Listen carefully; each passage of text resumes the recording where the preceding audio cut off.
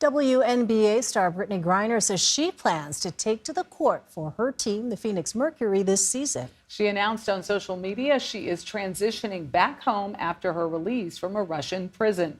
We want to show you some new pictures that were just released. They show BrittneyGriner's emotional reunion with her wife, Sherelle, and the moment she got off the plane and took her first steps back into the U.S. Griner spent the past week in a medical facility in Texas before heading back to her home in Arizona. The U.S. completed a prisoner swap with Russia last week, trading a convicted arms dealer, his name is Victor Bout, with Griner. Now, she spent almost 10 months in Russian custody after being convicted in a Russian court of possessing a small amount of cannabis oil.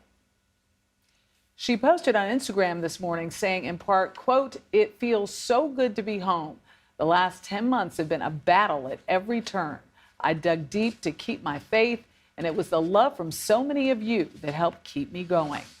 She also thanked a whole list of people, including her wife, the medical staff who treated her, and the entire Biden administration.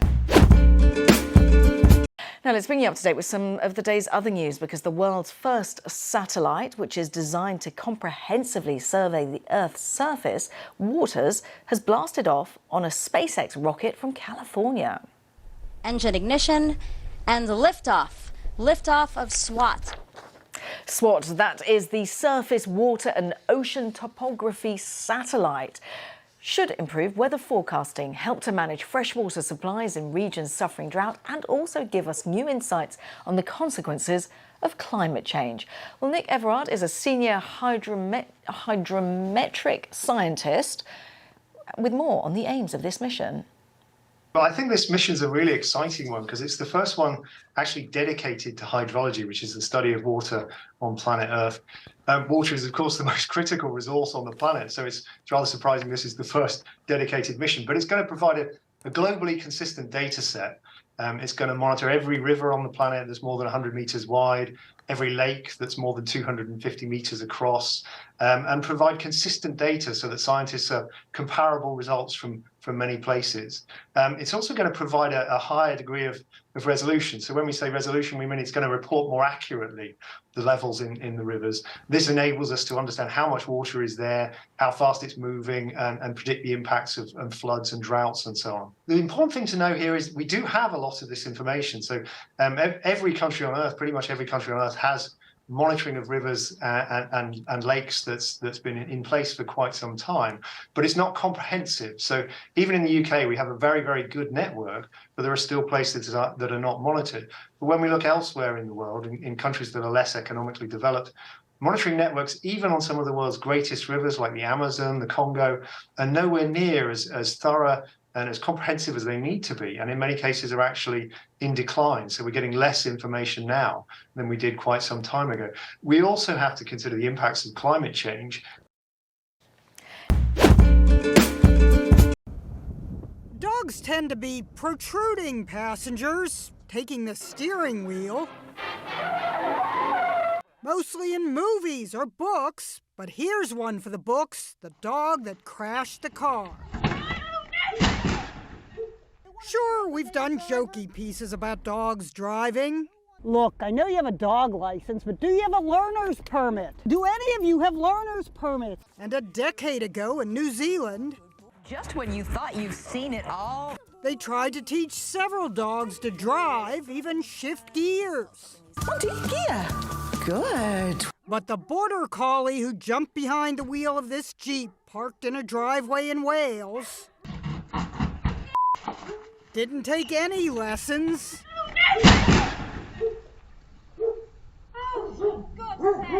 That's the dog's owner who tried in vain to stop the Jeep. At least that shaggy dog just stole my car. The border collie didn't commit a felony. The mishap was captured on a security camera belonging to Sean Waller, whose car was damaged. But he says, we're not mad at all. Accidents happen. The dog's owner made the pooch relinquish the wheel. Asked about insurance, Waller told CNN, "I doubt the dog is named on the policy. Perhaps we'll have to claim through the pet insurance instead. But before you raise this canine's premiums, consider that he didn't exhibit a single one of David Letterman's top 10 signs your dog is a bad driver." Always taking eyes off road to lick himself.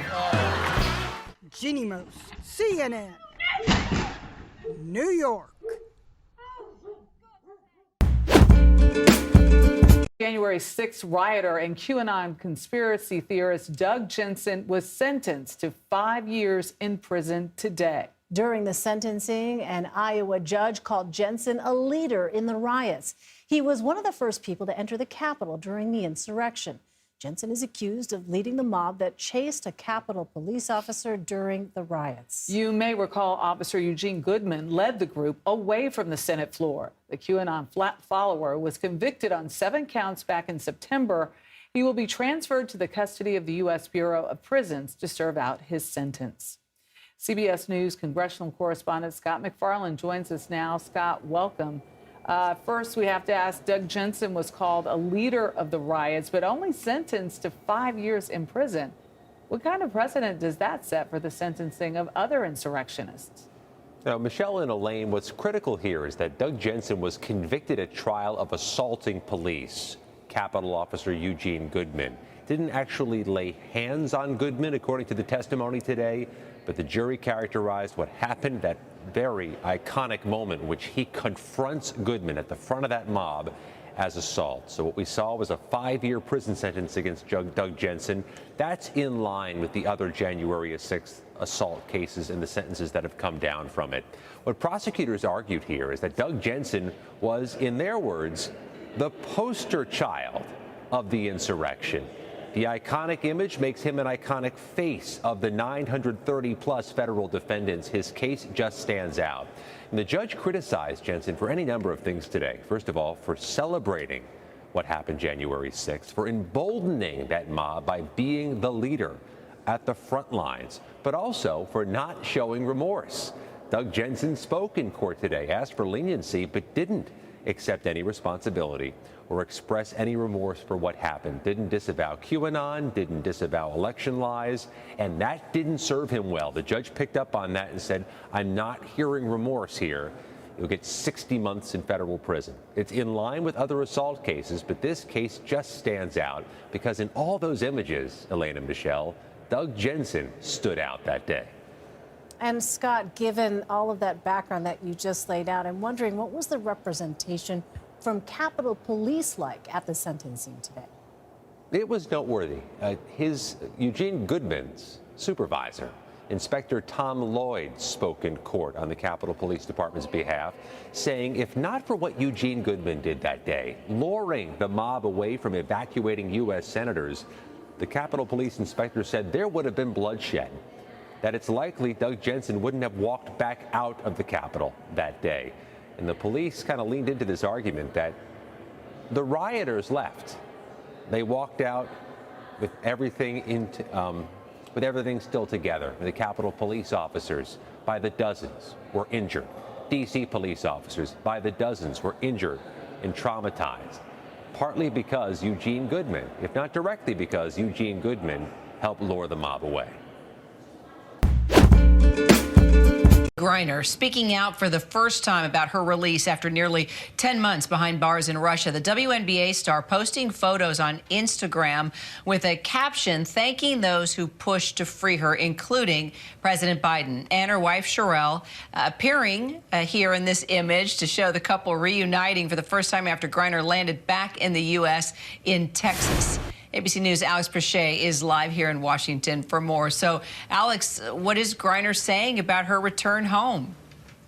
Well, Kira, I mean, you look at those images, it really kind of gives you chills, but she's giving thanks this holiday season for all of those who have been so instrumental in bringing her home. She released a statement saying, "It feels so good to be home. The last 10 months have been a battle at every turn. I dug deep to keep my faith. I am grateful to each person who advocated for me." She went on to thank certainly her wife, Sherelle, her sisters at the WNBA, Governor Bill Richardson, who was helping negotiate her release, and definitely also the Biden administration. So Griner also had a message for President Biden. Of course, not only thanking him, but deeply thanking him and getting that call there at the White House with her wife by his side. That's right, Kira. I mean, she said matter-of-factly in this post that, President Biden, you brought me home. She also went on to say that I know you're committed to bringing home Paul Whelan, who is also still in Russia, and also all other Americans there. And she also committed her own efforts to helping advocate for the release of any Americans that are still stuck abroad. Well, of course, a lot of people are wondering, Alex, what is she saying about her basketball career? A lot of people want to see her back on that court. Absolutely. Well, and so she wrapped up her message saying, let me make one thing clear. I intend to play basketball for the WNBA's Phoenix Mercury this season.